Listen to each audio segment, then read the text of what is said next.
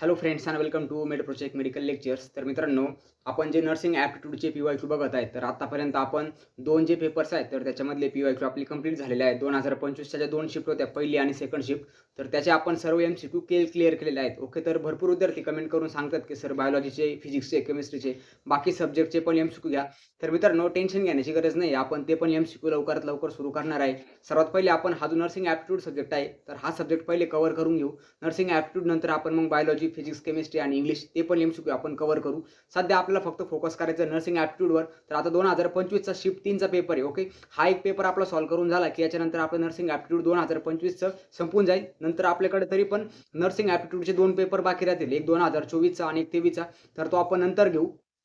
विद्यार्थ्यांच्या म्हणण्याप्रमाणे आपण बायोलॉजी, फिजिक्स, केमिस्ट्री तर ते आपण टेस्ट सीरीज म्हणजे ते जे एम-सी-क्यू आहेत, तर ते आपण इकडं ऑनलाईन याच्यावरती YouTubeला घेऊ. तर त्यासाठी तुम्ही काय करायचं आहे मित्रांनो, इकडे YouTubeला तुम्हाला सोल्युशन तर भेटणारच आहे. बट तुम्हाला स्वतः पण सॉल्व्ह करून बघायचे आहे. त्यासाठी तुम्हाला हे जे सर्व प्रिव्हियस इयरचे क्वेश्चन पेपर्स आहेत, तर हे आपल्या टेस्ट सीरीजमध्ये भेटणार आहे. तर लवकरात लवकर आपली टेस्ट सीरीज सर्वात पहिले जॉइन करून घ्या. एकदा तुम्ही टेस्ट सीरीज जॉइन केली, की तिकडे तुम्हाला सॉल्व्ह केल्यानंतर त्याचे जे सोल्युशन्स आहेत, तर ते सोल्युशन तुम्हाला इकडे YouTubeवरती मित्रांनो बघायला भेटतील. आणि नर्सिंग ॲप्टिट्यूडचे क्लासेस पण आहेत, तर ते पण तुम्ही जॉइन करू शकता. ओके, तर आपले जे एम-सी-क्यू आहेत, तर एम-सी-क्यू आपण चालू करू आणि प्रत्येक एम-सी-क्यूवर मित्रांनो तुम्हाला इन डेप्थ जेवढं पण नॉलेज आहे, तेवढं पण मी सर्व मित्रांनो देण्याचा प्रयत्न करेल. आणि सर्व एम-सी-क्यू आहेत, तर ते इम्पोर्टंट आहेत.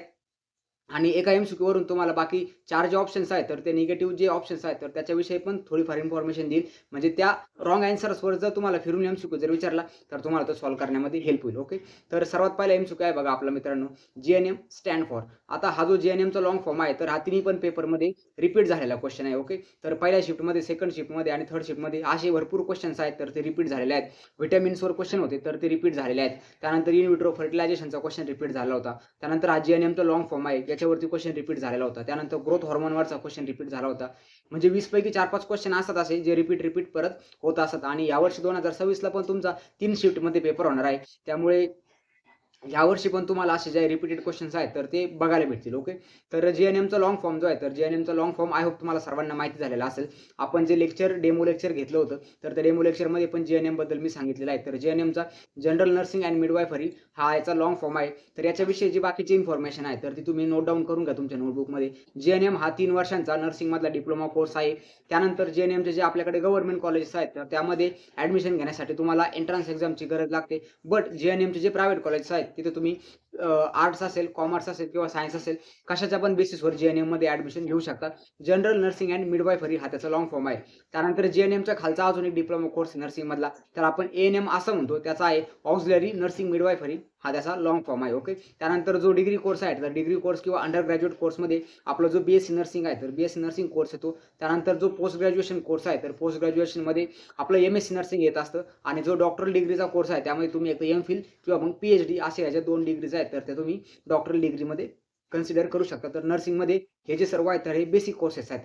त्यानंतर जी-एन-एम नंतर आता जी-एन-एम हा जो डिप्लोमा कोर्स आहे, बट याच्यानंतर जर तुम्हाला ग्रॅज्युएट व्हायचं जर असेल, तर जी-एन-एम नंतर 1 वर्षाचा क्लिनिकल एक्सपिरियन्स लागतो. आणि त्यानंतर मग तुम्ही पोस्ट बेसिक हा जो कोर्स आहे, तर तो करू शकता. एवढी सर्व बेसिक इन्फॉर्मेशन तुम्हाला जी-एन-एमबद्दल ध्यानात ठेवायची. Not only for this MCQ. जर तुम्हाला जी-एन-एम हा कोर्स करायचा असेल, तरी पण ही जी बेसिक माहिती आहे, तर ती तुम्हाला माहिती असणं गरजेचं आहे. ओके, तर जी-एन-एमचा लाँग फॉर्म काय? सी याचा आन्सर आहे जनरल नर्सिंग अँड मिडवायफरी. ए-एन-एम आलं तर ऑक्झिलरी नर्सिंग अँड मिडवायफरी. बाकीचे रॉंग आन्सर्स आहेत बघा.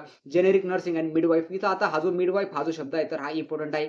मिडवाईफचा अर्थ तुम्हाला माहिती असणं गरजेचं आहे. त्यानंतर जनरल नेचर, त्यानंतर general nursing, gender nursing and midwifery. तर मित्रांनो, नर्सिंगमध्ये जेंडर डिस्क्रिमिनेशन नाही. मेल असो किंवा फिमेल असो, समान प्राधान्य आपल्याकडे त्यांना भेटते. ओके, त्यानंतर नेक्स्ट बघा, world wide nurses day. Okay, आपला जो पूर्ण जागतिक नर्सेस डे आहे, तर तो कधी सेलिब्रेट केला जातो? तर हा एम-सी-क्यू. आणि हा मित्रांनो तुमचा 5 स्टार एम-सी-क्यू आहे. हे मी तुम्हाला आपल्या नर्सिंग ॲप्टिट्यूडच्या क्लासेसमध्ये पण सांगितलं होतं. ओके, तर हा 5 स्टार एम-सी-क्यू काय आहे? कारण की हा जो नर्सेस डे आहे, तर नर्सेस डेवर खूप तुम्हाला फिरून क्वेश्चन विचारले जातात. आता सर्वात पहिला क्वेश्चन जो आहे, तर तो नर्सेस डे कधी सेलिब्रेट केला जातो? तर त्याची तुम्हाला विचारली जाते डेट. तर त्याची डेट काय आहे? तर आपलं जे 12 मे आहे, तर 12 मेला नर्सेस डे सेलिब्रेट केला जातो. त्यानंतर याच्यावरती दुसरा एम-सी-क्यू असा तुम्हाला विचारला जाईल, की नर्सेस डे का सेलिब्रेट करतात? किंवा 12 मेलाच का सेलिब्रेट करतात? तर जे फ्लोरेन्स नायटिंगेल आहे, ज्यांना आपण founder of the modern nursing असं म्हणतो, किंवा त्यांना आपण पायोनियर ऑफ द नर्सिंग असं म्हणतो, ज्यांनी हे नर्सिंग प्रोफेशन सुरू केलं, तर त्या आहेत फ्लोरेन्स नायटिंगेल, सिस्टर फ्लोरेन्स नायटिंगल. तर जे फ्लोरेन्स नायटिंगल आहे तर त्यांचा जन्म कधी झाला, तर त्यांचा 12 मेला जन्म झाला होता. म्हणून हा 12 मे आपण ॲज अ नर्सेस डे म्हणून सेलिब्रेट करतो आणि नर्सिंगमध्ये येणाऱ्या प्रत्येक विद्यार्थ्याला ही बेसिक इन्फॉर्मेशन तर माहिती असणं गरजेचं आहे. त्यानंतर 7 एप्रिल हा पण खूप इम्पॉर्टंट आहे. 7 एप्रिलला आपलं जे WHO आहे तर WHOची स्थापना झाली होती. म्हणून 7 एप्रिल आपण वर्ल्ड हेल्थ डे म्हणून जागतिक आरोग्य दिन जर तुम्हाला विचारलं, कारण की हा पण MCQ विचारतात जागतिक आरोग्य दिन कधी आहे? तर हा MCQ जर विचारला तर तुमचा येणार मित्रांनो 7 एप्रिल आन्सर आणि 12 मेला आपण नर्सेस डे सेलिब्रेट करतो. त्यानंतर 5 मे, 14 मे हे सर्व रॉंग आन्सर्स आहेत. 12 मे ध्यानातच ठेवायचं आहे. ओके. त्यानंतर आता नेक्स्ट MCQ बघा. The secretion from the prostate Gland enters into dash dash. Okay. आता हा अॅनाटॉमीवर बेसिक क्वेश्चन आहे. तर जे मेल रिप्रोडक्टिव्ह सिस्टम आहे तर त्याच्यामधला हा क्वेश्चन्स आहे. त्यानंतर जे विद्यार्थी आपल्या बॅचमध्ये असतील तर आपण 9 नंबरचा चॅप्टर घेतलेला आहे मेल रिप्रोडक्टिव्ह सिस्टम. त्यामध्ये आपण ह्या MCQ आणि हे जे सर्व बाकीचे पार्ट्स आहेत तर या सर्व पार्ट्सवर आपण इन डिटेल स्टडी केलेला आहे. ओके. तर आपले जे प्रोस्टेट ग्लँड आहे तर प्रोस्टेट ग्लँड आपल्या युरेथ्राच्या साईडनी प्रेझेंट असते. आताची डायग्राम जर आपण बघितली तर कशा पद्धतीने असते बघा. सर्वात पहिले आपल्याला माहिती असणं पाहिजे की युरिनरी ब्लॅडर काय असतात. ओके. तर हे आपला फॉर एक्झाम्पल आहे युरिनरी ब्लॅडर.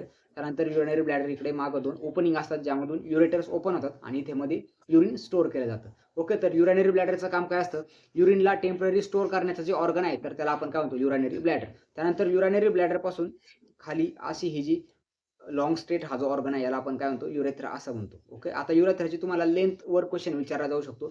तर युरेथ्राची लेंथ ध्यानात ठेवायची. तुम्हाला मेल्समध्येही 12 सेंटीमीटर पर्यंत असू शकते आणि फिमेल्समध्ये फक्त 3 to 4 सेंटीमीटर आहे तर ती लेंथ युरेथ्राची असते. फिमेल्समध्ये लेंथ कमी असते त्यामुळे युरिनरी ट्रॅक इन्फेक्शन होण्याचे चान्सेस आहे फिमेल्समध्ये जास्त असतात ॲज कम्पेअर टू मेल्स. तर हा पण तुम्हाला MCQ विचारला जातो की युरिनरी ट्रॅक इन्फेक्शन किंवा UTIचा लॉंग फॉर्म काय आहे आणि तो फिमेल्समध्ये का जास्त असतो. ओके. त्यानंतर आता ही जे ओपनिंग आहे तर ओपनिंगला इथे एक ग्लँड असते बघा साईडने अशी.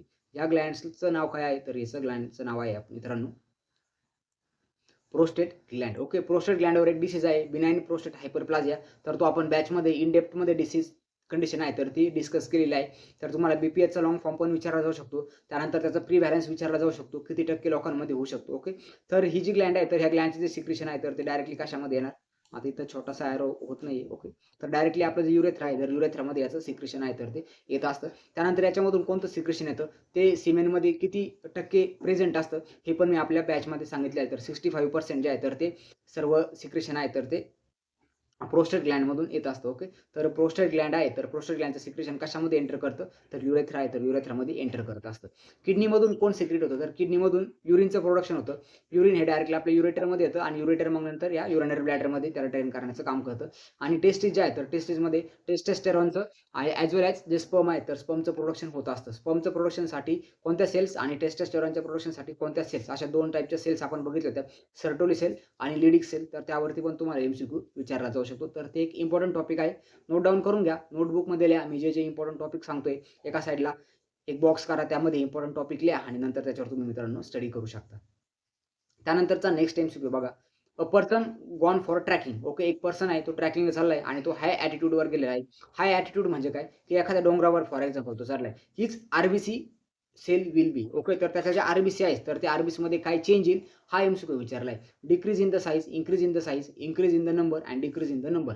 तर मित्रांनो ज्या पण वेळेस कोणता पर्सन एखाद्या हाय ॲटिट्यूडला जातो तर त्याचं जे RBC लेव्हल आहे तर RBC लेव्हल त्याचं इन्क्रीज झालेलं असतं as compared to normal person. आता RBC तिथे का वाढतात हे इम्पॉर्टंट आहे. तर RBCचं सर्वात पहिलं जे मेन फंक्शन आहे तर RBCचं फंक्शन काय असतं?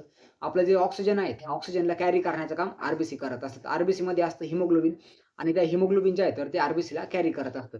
ज्यावेळेस तुम्ही हाय ॲटिट्यूडला जाणार तर तिथे ऑक्सिजनची कमतरता असणार आहे. तिथं ऑक्सिजनचं saturation as compared to ground level कमी असणार आहे. अल्टिमेटली तिथे तुम्हाला जास्त श्वास घेण्याची गरज पडेल आणि जास्त श्वास घेतल्यानंतर जास्त तो स्टोअर पण करून ठेवला जातो. ओके. म्हणून ॲज अ बॉडीचे कंपल्सेटरी मेकॅनिझम म्हणून RBCचा नंबर जे आहे तर ते तिथे गेल्यावर वाढतात. RBCची साईज वाढत नाही. ओके. इथं इन्क्रीज इन साईज पण आहे. काही जण म्हणतील की सर साईज जरी वाढली तरी पण ते जास्त अमाउंटमध्ये स्टोअर करू शकतं का ऑक्सिजनला? तर नाही. त्यासाठी RBCला नंबर वाढवावा लागेल. तर हा त्याचा ॲन्सर आहे. ज्या पण एखादा पर्सन हाय ॲटिट्यूडवर जाणार तर त्याच्या RBC आहेत तर त्या इन्क्रीज व्हायला सुरू होते. आता RBC ज्या इन्क्रीज होतात तर इन्क्रीज होण्यासाठी त्याचा जो प्रिकर्सर सेल आहे तर तो पण तुम्हाला विचारला जातो. तर तो प्रिकर्सर कोण असतो? इरिथ्रोपोएटिन हा जो हार्मोन आहे तर तो किडनीमधून सिक्रेट होतो. तर इरिथ्रोपोएटिन वाढतो. इरिथ्रोपोएटिन वाढला की अल्टिमेटली आपल्या RBCचे नंबर्स वाढतात. त्यानंतर आर-बी-सीचं प्रोडक्शन कुठं होतं? हा पण एम-सी-क्यू खूप इम्पोर्टंट आहे. आर-बी-सीचं प्रोडक्शन कुठं होतं? आपलं जे आर-बी-सी आहे तर त्या रेड बोन मॅरोमध्ये जनरेट होत असतात. त्यानंतर आर-बी-सीची तुम्हाला लाईफ विचारली जाते, त्याचे काउंट विचारला जातो, नॉर्मल काउंट किती असतो. आर-बी-सी जर कमी झाल्या तर बॉडीमध्ये कोणता डिसीज होतो, ॲनिमिया, तो पण तुम्हाला विचारला जातो. आर-बी-सी जर ब्रेकडाऊन झाल्या तर त्याला आपण हिमोलायटिक ॲनिमिया होतो. त्यामध्ये त्या पर्टिक्युलर पेशंटला जॉन्डिस होण्याचे पण किंवा कावीळ होण्याचे पण चान्सेस असतात. ओके. तर या सर्व गोष्टी इम्पोर्टंट आहेत, ज्या तुम्हाला ध्यानात ठेवायच्या आहेत. त्यानंतर नेक्स्ट बघा, the disease cause by deficiency of vitamin D. Okay. Vitamin एची डिफिशियन्सी आय थिंक पहिल्या पेपरमध्ये विचारलं होतं. त्यानंतर व्हिटॅमिन डीची डिफिशियन्सी तुम्हाला याच्यामध्ये विचारली ह्या पेपरमध्ये. तर व्हिटॅमिन डी जो आहे तर व्हिटॅमिन डीची ज्यावेळेस डिफिशियन्सी होणार तर त्यावेळेस जो आजार होतो त्या आजाराला आपण काय म्हणतो, रिकेट्स असं म्हणतो त्याला. ओके. रिकेट्स हा जो आहे तर हा हाडांचा आजार आहे. त्यानंतर बेरी-बेरी नाहीये. बेरी-बेरी आपलं व्हिटॅमिन बीच्या डिफिशियन्सीमध्ये होत असतो. व्हिटॅमिन बी1 त्याला आपण थायमिन असं म्हणतो. त्याच्यामध्ये बेरी-बेरी हा डिसीज होतो. बेरी-बेरीमध्ये एक ड्राय बेरी-बेरी आणि वेट बेरी-बेरी असे 2 टाइप असतात. ओके. एक ॲक्ट करतो सीएनएसवर आणि एक ॲक्ट करतो आपल्या सीव्हीएसवर. CVS that is the cerebro cardiovascular system आणि सीएनएस म्हणजे cerebrospinal system. Not a cerebrospinal central nervous system. Okay. तर बेरी-बेरीमध्ये ड्राय बेरी-बेरी आणि वेट बेरी-बेरी. व्हिटॅमिन बी1 थायमिनची डिफिशियन्सी ध्यानात ठेवायची. त्यानंतर नाईट ब्लाइंडनेस. नाईट ब्लाइंडनेस ही व्हिटॅमिन एची डिफिशियन्सी आहे. ओके. व्हिटॅमिन एच्या डिफिशियन्सीमध्ये सर्वात पहिला जो डिसीज आहे तर तो नाईट ब्लाइंडनेस होतो. त्यानंतर बाकीचे पण डिसीज आहेत. कॅरेटो मलेशिया आहे. त्यानंतर बिटॉट स्पॉट आहे. भरपूर असे आहेत तर ते व्हिटॅमिन एच्या डिफिशियन्सीमध्ये पण होत असतात. आणि इम्पोर्टन्सी जो आहे तर हा व्हिटॅमिन ईच्या डिफिशियन्सीमुळे होतो. ओके. त्याला आपण स्टेरिलिटी असं पण म्हणतो. तर व्हिटॅमिन ईची डिफिशियन्सी जी आहे तर व्हिटॅमिन ई जे आहे तर ते टेस्टोस्टेरॉनच्या प्रोडक्शनमध्ये पण कुठे ना कुठे हेल्प करत असतो. म्हणून व्हिटॅमिन ई जर नसेल तर त्या मेल पर्सनला स्टेरिलिटी किंवा इम्पोर्टन्सी येऊ शकते. तर अशा पद्धतीने हे चारही पण ऑप्शन्स आणि त्याच्या रिलेटेड जे व्हिटॅमिन्स आहेत तर ते तुम्हाला समजले असतील. व्हिटॅमिन ए, डी, ई, के एका ग्रुपमध्ये येतात आणि व्हिटॅमिन बी आणि व्हिटॅमिन सी एका ग्रुपमध्ये येतात. तर ते ग्रुप्स तुम्हाला ध्यानात ठेवायचे आहेत. Fat soluble vitamins and water soluble vitamins. त्यानंतर व्हिटॅमिन डी जे आहे तर त्याला आपण सायंटिफिक नेम जे आहे तर ते विचारलं जातं. 7-डी हायड्रॉक्सिकोलेकॅल्सिफेरॉल त्याला म्हणतात. त्यानंतर व्हिटॅमिन डी जे आहे तर ते कुठून भेटतं तर त्याचा जो मेजर सोर्स आहे तर तो कोण असतो आपला सनराईज. ओके. त्याचे जे अल्ट्राव्हायोलेट रेज आहेत जे आपल्याला सकाळी-सकाळी भेटतात मॉर्निंगच्या सनरेजमध्ये तर त्यामधून आपल्याला व्हिटॅमिन डी हा भेटत असतो. ओके. ॲक्चुअली हा आपल्या स्किनमध्ये जनरेट होतो पण त्याची जी रिएक्शन आहे तर ते रिएक्शनसाठी आपल्याला अल्ट्राव्हायोलेट रेज जे सनरेज आहेत तर ते लागत असतात. त्यानंतर एवढ्याच गोष्टी तुम्हाला व्हिटॅमिन डी बद्दल ध्यानात ठेवायच्या आहेत. व्हिटॅमिन ए पण इम्पोर्टंट आहे. व्हिटॅमिन एचं जे सायंटिफिकल नेम आहे त्याला आपण रेटिनॉल असं म्हणतो. त्यानंतर आपले जे रेड रंगाचे जे फ्रुट्स असतात, फॉर एक्झाम्पल गाजर असेल, टोमॅटो असेल, त्यामधून व्हिटॅमिन ए भेटत असतो आणि आपल्या आईच्या हेल्थमध्ये व्हिटॅमिन ए खूप इम्पोर्टंट आहे, मेजर रोल प्ले करत असतो. तर मित्रांनो, ज्या विद्यार्थ्यांनी अजूनपर्यंत आपली मेगा टेस्ट सीरीज घेतलेली नसेल, लवकरात लवकर आपल्या टेस्ट सीरीजमध्ये एनरोलमेंट करून घ्या. जसं मी तुम्हाला व्हिडिओच्या स्टार्टिंगला पण सांगितलं, तुम्हाला सर्व पी-वाय-क्यू आपल्या मेगा टेस्ट सीरीजमध्ये भेटणार आहेत. तर 5 प्रिव्हियस इयरच्या क्वेश्चन पेपर आणि 15 नवीन डिझाइन केलेल्या क्वेश्चन पेपर, टोटल तुम्हाला 20 क्वेश्चन पेपर जे आहेत तर त्या आपल्या मेगा टेस्ट सीरीजच्या बॅचमध्ये भेटणार आहेत. आणि मित्रांनो, फक्त ₹199 प्राईज आहे. जास्त आपण प्राईज ठेवलेली नाहीये. एकदम लिमिटेड टाईम ऑफरसाठी ही जी प्राईज आहे तर ती असणार आहे. तर लवकरात लवकर तुम्ही मला या नंबरवर कॉन्टॅक्ट करायचा आहे आणि आपल्या बॅचमध्ये एनरोलमेंट करून घ्यायचं आहे. त्यानंतर आपलं जे WhatsApp ग्रुपची लिंक आहे तर ती पण मी तुम्हाला व्हिडिओच्या डिस्क्रिप्शनमध्ये दिलेली आहे. लवकरात लवकर आपला WhatsApp ग्रुप जॉइन करा किंवा माझा इथे नंबर आहे 9284062215. मला याच्यावरून कॉन्टॅक्ट करून तुम्ही आपल्या बॅचबद्दल इन्फॉर्मेशन ॲडिशनल घेऊ शकता. त्यानंतर मित्रांनो, आता आपण जे नर्सिंग ॲप्टिट्यूडचे क्वेश्चन बघतोय तर याचं मित्रांनो सर्व थेरी कंटेंट तुम्हाला कुठे भेटणार आहे तर आपल्या नर्सिंग ॲप्टिट्यूडच्या बॅचमध्ये मित्रांनो भेटणार आहे. ज्याची प्राईस पण फक्त आपण ₹499 ठेवलेली आहे. ॲक्चुअल प्राईस ₹2000 आहे. पण सध्या आपण हा जो मार्च महिना आहे तर मार्च महिन्यापर्यंत 75% ऑफ असणार आहे. तर मार्च महिन्याच्या एंडिंगपर्यंत लवकरात लवकर आपल्या बॅचमध्ये एनरोलमेंट करून घ्या. आतापर्यंत 11 चॅप्टर्स हे कंप्लीट झालेले आहेत. ओके. आणि त्याच्यावरती जे एम-सी-क्यू रिपीट होत आहेत, जे आपल्या बॅचमध्ये आहेत, तर ते पण मी तुम्हाला लगेच सांगतोय की हा एम-सी-क्यू आपल्या बॅचमध्ये झालेला होता. आणि वरती आपण जेवढे पण एम-सी-क्यू बघितले, तरी ऑल एम-सी-क्यू आपल्या बॅचमध्ये मित्रांनो तुम्हाला दिसतील. ओके. या प्रत्येक एम-सी-क्यूवर थेरी लेक्चर तुम्हाला आपल्या बॅचमध्ये दिसणार आहे. त्यानंतर सर्व क्लासेस आहेत, जे प्रिव्हियस क्लासेस झाले, तर ते रेकॉर्डेड फॉर्ममध्ये अवेलेबल आहेत. तुम्ही ते सर्व स्टडी करू शकता. प्लस तुमची कंटिन्यू बॅच पण तुम्ही स्टडी मित्रांनो करू शकता. त्यानंतर असं नाही की तुम्हाला फक्त थेरी सोबत आपण त्या पर्टिक्युलर टॉपिकवर 30-30, 40-40 एम-सी-क्यूची प्रॅक्टिस पण लगेच दुसऱ्या दिवशी मित्रांनो करून घेतोय.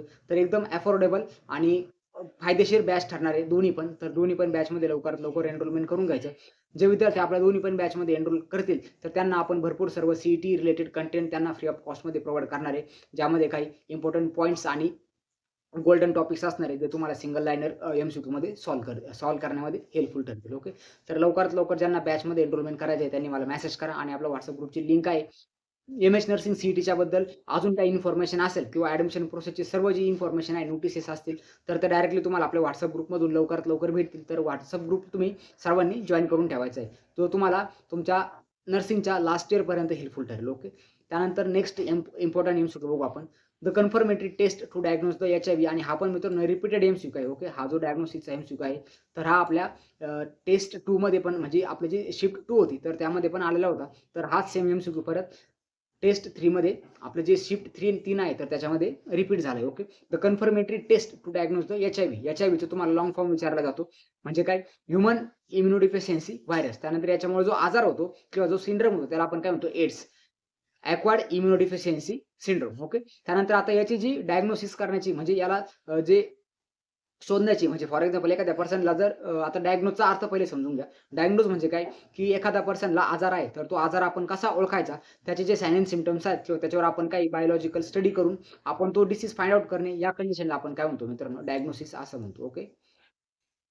जे पॉसिबल एव्हिडन्सेस आहेत, तर ते पॉसिबल एव्हिडन्सेसवर स्टडी करून एक डिसीज कन्फर्मेशन करणे, त्याला आपण डायग्नोज म्हणतो. तर एखाद्या पर्सनला एच-आय-व्ही हा आहे, तर हे कन्फर्मेटरी आपण कधी सांगू शकतो? तर याची जी कन्फर्मेटरी टेस्ट आहे, तर ती वेस्टर्न ब्लॉट टेस्ट जी आहे, तर ती त्याची कन्फर्मेटरी टेस्ट आहे. भरपूर ठिकाणी तुम्हाला इलिसा बघायला भेटेल, पण इलिसा ही कन्फर्मेटरी टेस्ट नाही. इथं तुम्हाला क्वेश्चनची डिमांड बघा. क्वेश्चनची डिमांडमध्ये तुम्हाला सांगितलं की कन्फर्मेटरी. तुम्हाला स्क्रीनिंग टेस्ट जर विचारलं, तर तुमचा आन्सर येणार इलिसा. बट इलिसा ज्यावेळेस पॉझिटिव्ह येते, तर त्याला कन्फर्म करण्यासाठी आपण काय करतो? वेस्टर्न ब्लॉट टेस्ट आहे, तर ती करत असतो. कुठलं पण व्हायरल इन्फेक्शन असेल, त्यामध्ये तुम्ही इलिसा करू शकता. कुठलं आता एखादा पर्सन आहे, त्याला फॉर एक्झाम्पल एखादं व्हायरल इन्फेक्शन असेल, तर त्याचा इलिसा पॉझिटिव्ह येणार. लगेच तुम्ही त्याला ॲज अ एच-आय-व्ही पॉझिटिव्ह म्हणून कन्फर्मेशन देऊ शकत नाही. त्यासाठी तुम्हाला इलिसा पॉझिटिव्ह आल्यानंतर तुम्हाला नेक्स्ट जे टेस्ट करावं लागेल, that is the western blot test. आणि वेस्टर्न ब्लॉट टेस्ट नंतर तुम्ही त्या पर्टिक्युलर पर्सनला एच-आय-व्ही पॉझिटिव्ह आहे असं डायग्नोज करू शकता. त्यानंतर नेक्स्ट एम-सी-क्यू बघा. Hyper secretion of the growth hormone. Growth हॉर्मोनचं जर हायपर सिक्रेशन जर झालं चाइल्डहूडमध्ये, ओके, तुम्हाला लहान मुलांमध्ये विचारलंय. लहान मुलांमध्ये जर ग्रोथ हॉर्मोनचं सिक्रेशन एक्सेसिव्ह झालं, तर त्या कंडिशनमध्ये त्याला जिजॅन्टिझम होणार की ॲक्रोमेगॅली होणार, हा तुम्हाला एम-सी-क्यू विचारलाय. तर मित्रांनो, बाकीचे 2 आन्सर तुम्हाला लगेच समजले की रॉंग आहेत. बट जिजॅन्टिझम आणि ॲक्रोमेगॅलीमध्ये भरपूर विद्यार्थ्यांना कन्फ्युजन होईल. बट मित्रांनो, जे चाइल्डहूड आहे, चाइल्डहूडमध्ये कधी पण जिजॅन्टिझम होत असतो. ओके. ग्रोथ हार्मोन जो आहे, तर ग्रोथ हार्मोन कुठून सिक्रेट होतो? आपल्या पिट्युटरी ग्लँडमधून जी अँटेरियर लोब आहे, तर अँटेरियर लोबमधून ग्रोथ हार्मोन सिक्रेट होतो. त्यानंतर ग्रोथ हार्मोनला स्टिम्युलेट करणारा जो हार्मोन आहे, तो हायपोथॅलॅमसमधून सिक्रेट होतो. त्याला आपण GHRH असं म्हणतो. त्यानंतर ग्रोथ हार्मोनला इनिबिट करणारा जो हार्मोन आहे, त्याला आपण सोमॅटोस्टॅटिन असं म्हणतो. तर सोमॅटोस्टॅटिन आपल्या हायपोथॅलॅमसमधून पण सिक्रेट होतं. ॲज वेल ॲज जे आपलं पॅनक्रियाज आहे, तर पॅनक्रियाच्या डेल्टा सेल्समधून पण सोमॅटोस्टॅटिन सिक्रेट होत असतो. त्यानंतर चाइल्डहूडमध्ये जर हायपर सिक्रेशन झालं ग्रोथ हार्मोनचं, तर जिजॅन्टिझम होतो. जिजॅन्टिझममध्ये जे बोन्स आहेत, तर बोनची लेंथ वाढते. अल्टिमेटली चाइल्डची हाईट याच्यामध्ये वाढते. आणि अडल्टमध्ये जर बघितलं, तर बोनची जी विड्थ आहे, तर विड्थ वाढते. त्याला आपण ॲक्रोमेगॅली असं म्हणत असतो. त्यानंतर नेक्स्ट एम-सी-क्यू बघा. The technique of obtaining the test tube baby. हा एम-सी-क्यू पण रिपीट झालेला आहे. ओके. टेस्ट 1 मध्ये शिफ्ट 1 मध्ये हा एम-सी-क्यू आलेला होता. The technique to obtain the test tube baby आणि शिफ्ट 2 मध्ये पण आलेला होता आणि तिसऱ्या शिफ्टमध्ये पण आलेला आहे. तर याचं आन्सर जे आहे, तर ते कोण आहे मित्रांनो? In vitro fertilisation. Okay. IVF, in vitro fertilisation. याच्यामध्ये भरपूर टेक्निक्स आहेत, तर त्या टेक्निक्स पण आपण आपल्या बॅचमध्ये घेणार आहे. त्याच्यामध्ये झिफ्ट आहे, गिफ्ट आहे. त्यानंतर एम्ब्रो ट्रान्सप्लांटेशन आहे. तर असे भरपूर टेक्निक्स याच्यामध्ये वापरल्या जातात. यामध्ये सर्वात पहिले फिमेल्समधून फिमेलचे जे गोनाड्स आहेत, कोण? ओव्हरीज. तर ओव्हरीमधून जे सिक्रेट होतं, त्याला आपण काय म्हणतो? ओवम. तर फिमेल्सकडून ओव्हम कलेक्ट केला जातो. त्यानंतर मेल्सकडून स्पर्म कलेक्ट केला जातो. तर हे दोन्ही पण जे गॅमेट्स आहेत, तर या गॅमेटचं टेस्ट ट्यूबमध्ये किंवा आपल्या लॅबोरेटरीमध्ये फ्युजन केलं जातं. त्याला आपण फर्टिलायझेशन म्हणतो. आणि नंतर जे गॅमेट जो प्रोड्यूस होईल, तर तो गॅमेट परत मदरच्या युटेरसमध्ये टाकला जातो. तर ही जी संपूर्ण प्रोसेस आहे, हिला आपण काय म्हणतो? In vitro fertilisation. विट्रो म्हणजे टेस्ट ट्यूब. ओके. टेस्ट ट्यूबमध्ये दोन्ही गॅमेट्स एकत्र आणून त्याचं फर्टिलायझेशन केलं जातं. तर याला आपण काय म्हणतो? इन विट्रो फर्टिलायझेशन अशी प्रोसेस आहे. तर ज्या पर्सन किंवा ज्या कपलमध्ये बेबी लाँग टर्मपर्यंत होत नाही, तर त्या कपलला डायग्नोज करून त्यांच्यामध्ये काय त्रुटी आहेत, तर त्या पहिले फाइंड आउट केल्या जातात आणि मग नंतर ही जे इन विट्रो फर्टिलायझेशन आहे, IVF, तर ह्या कंडिशनकडे जाऊ शकतात. त्यानंतर नेक्स्ट आहे passage of water across the selectively permeable membrane is term as. Okay. हा तुमचा केमिस्ट्रीचा क्वेश्चन आहे. बट असे सिंपल क्वेश्चन तुम्हाला नर्सिंग ॲप्टिट्यूडमध्ये येऊ शकतात. तर याचा आन्सर काय? ऑस्मोसिस. जिथे हाय कॉन्सन्ट्रेशन पासून तर लो कॉन्सन्ट्रेशन पर्यंत सबस्टन्स येतात across the semi permeable membrane, त्याला आपण काय म्हणतो ऑस्मोसिस. त्यानंतर ऍक्टिव्ह ट्रान्सपोर्ट जिथे एटीपीचा यूज होतो, जिथे एनर्जी लागते त्याला आपण काय म्हणतो ऍक्टिव्ह ट्रान्सपोर्ट. आणि ऍक्टिव्ह ट्रान्सपोर्टमध्ये लो कॉन्सन्ट्रेशन पासून तर हाय कॉन्सन्ट्रेशन पर्यंत वस्तू चाललेल्या असतात. त्यानंतर फॅसिलिटेड डिफ्युजन. फॅसिलिटेड डिफ्युजन म्हणजे काय की वस्तू डायरेक्टली किंवा जे सबस्टन्स आहे तर ते डायरेक्टली येत नाही, तर त्यांना कोणतरी फॅसिलिटेशन लागत असतं किंवा त्यांना कोणतरी त्याला जसं आपण एका जागेवरून दुसऱ्या जागेवर जाण्यासाठी आपल्याला बाईकची गरज पडते. तसं एका जागेवरून दुसऱ्या जागेवर जाण्यासाठी त्या पर्टिक्युलर सबस्टन्सेसला जर कोणाला जर ट्रान्सपोर्टरची गरज लागत असेल तर त्याला आपण काय म्हणतो फॅसिलिटेड डिफ्युजन किंवा त्याला आपण व्हेइकलची गरज लागणे असं पण म्हणतो. आणि एक आहे पिनोसायटोसिस. तर पिनोसायटोसिसमध्ये जे लिक्विड सबस्टन्सेस आहेत तर ते डायरेक्टली एंगल्फ केले जातात सेलमधून, त्याला आपण काय म्हणतो पिनोसायटोसिस. तर पिनोसायटोसिस आणि फॅगोसायटोसिस हे पण तुम्हाला विचारलं जातं. ज्यावेळेस सॉलिड सबस्टन्सेस एंगल्फ केले जातात त्याला आपण म्हणतो फॅगोसायटोसिस, आणि ज्यावेळेस लिक्विड सबस्टन्सेस एंगल्फ केले जातात त्याला आपण म्हणतो पिनोसायटोसिस. ओके, तर अशा पद्धतीचा हा एमसीक्यू. आणि आजच्या लेक्चरचा मित्रांनो लास्ट एमसीक्यू आहे रोडॉप्सिन. ओके, 11 पासून तर 20 पर्यंत जे एमसीक्यू आहेत तर ते आपण नेक्स्ट लेक्चरमध्ये घेऊ. तर रोडॉप्सिन जे आहे तर रोडॉप्सिन कुठे फाउंड होतं तर रॉड्समध्ये रोडॉप्सिन फाउंड होतं. आपले जे आईज आहेत तर आईजचा जे रेटिना आहे तर रेटिनामध्ये 2 टाइपचे सेल्स असतात, एक असतं रॉड्स, एक असतं कोन्स. ओके, रॉड जे आहेत तर रॉड तुम्हाला कशामध्ये हेल्प करतात आणि कोन्स कशामध्ये हेल्प करतात हे विचारलं जातं. तर कोन्स जे आहेत तर कोन्स तुम्हाला कलरच्या डिटेक्शनमध्ये हेल्प करतात आणि रॉडच्या आहेत तर ते लाईटच्या डिटेक्शनमध्ये हेल्प करत असतात. तर रोडॉप्सिन जे आहे तर रोडॉप्सिन कंटेंट कशामधून भेटतं तर आपलं जे रेटिनॉल आहे तर रेटिनॉल आपल्या रोडॉप्सिनला बनवण्यामध्ये हेल्प करत असतं. आणि रेटिनॉल जे आहे तर ते तुम्हाला मी ऑलरेडी व्हिटॅमिन ए मध्ये सांगितलं आहे की ते जे पण आपले लाल कलरचे फळं असतात तर त्यामधून तुम्हाला रोडॉप्सिन किंवा रेटिनॉल भेटत असतं. ओके, तर व्हिटॅमिन एच्या रिलेटेडच हा एमसीक्यू आहे. ज्यांना व्हिटॅमिन एचा स्टडी त्यांनी प्रॉपरली केलाय तर त्यांना रॉड्स, कोन्स हे सर्व एमसीक्यू अल्टिमेटली सॉल्व्ह होतील. ओके, तर आय होप तुम्हाला सर्वांना आजचे जे एमसीक्यू आहेत तर ते प्रॉपरली समजले असेल, अंडरस्टँड झाले असेल. तर ज्या पण विद्यार्थ्यांना टेस्ट सिरीज आणि आपल्या नर्सिंग ॲप्टिट्यूडची बॅच जॉईन करायची असेल लवकरात लवकर मला मेसेज करा, कारण की ह्याच्या प्राइस आहेत तर ह्या लिमिटेड ऑफरसाठी आहेत.